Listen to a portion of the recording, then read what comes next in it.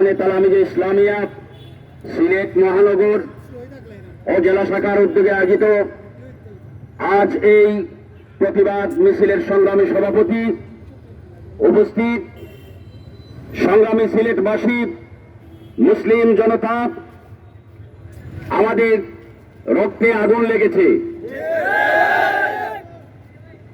আমাদের রক্তে আগুন লেগেছে সাইফুল ইসলাম আলিফ নামের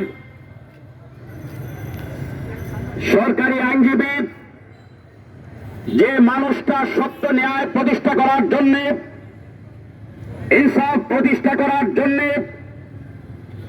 বিচার বিভাগে দায়িত্ব পালন করে যাচ্ছেন, আজ পর্যন্ত যার বিরুদ্ধে কোনো ধরনের অভিযোগ ওঠে নাই, এরকম একজন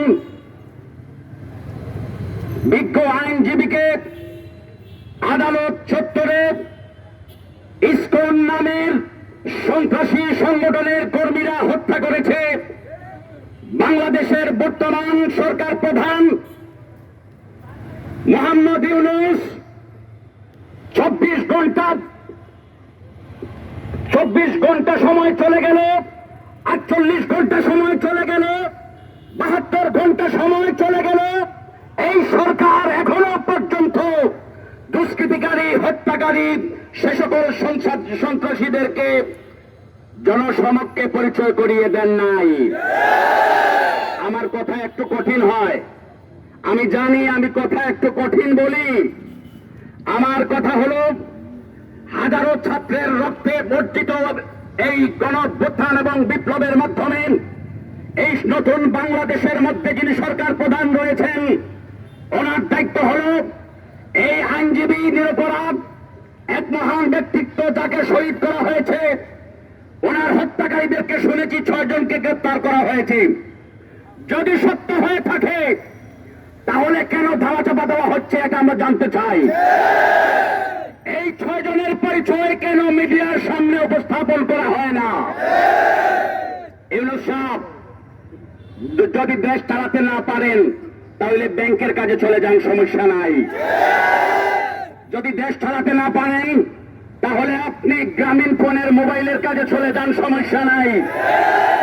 দেশ চালাতে হলে যে 6 জনকে গ্রেফতার করা হয়েছে, সেই 6 জনের পরিচয় বাংলাদেশের 18 কোটি মানুষের সামনে উপস্থাপন করতে হবে। তখন এই বাংলার 18 কোটি মানুষ, বাংলার যুবক তরুণরা যখন জানবে, বাংলার বিবেকমান মানুষরা যখন জানবে এরা সুনির্দিষ্টভাবে ইসকনের দায়িত্বশীল বা সদস্য, তখন 18 কোটি মানুষের মধ্য থেকে সাবালক সাবালিকা সকলেই ময়দানে নেমে পড়বে। আমাদেরকে বিচ্ছিন্নভাবে আন্দোলন করতে হবে না। আমি বলতে চাই, এই বাংলাদেশে আউলিয়া কেরামের স্মৃতিধন্য ধন্য এই বাংলাদেশে শান্তিপ্রিয় মুসলমান ধর্মীয় সম্প্রীতিকে রক্ষা করে আমরা সকলে বসবাস করে আসছি, কথা বলেন ঠিক কিনা? এই 56,000 বর্গ মাইলে মুসলিম, হিন্দু, বৌদ্ধ, খ্রিস্টান বা অন্যান্য ধর্মাবলম্বী যারা রয়েছেন, সকলে আমরা এক দেশের একটি নির্দিষ্ট ভূখণ্ডের স্বাধীন ভূখণ্ডের নাগরিক হিসাবে সবাই বসবাস করে আসছে নিরাপদভাবে, এতে কোনো সন্দেহ আছে?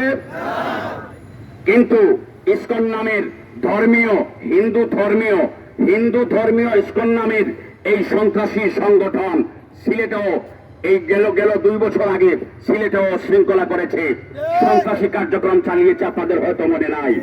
আমরা সরকারকে বলতে চাই, আপনারা যদি পারেন যে কোনো দলকে যে কোনো সময় ব্যান করে দিতে, 24 ঘন্টার মধ্যে এই হিন্দু ধর্মীয় ইসকন নামক সন্ত্রাসী সংগঠনের যাবতীয় কার্যক্রম নিষিদ্ধ করতে হবে।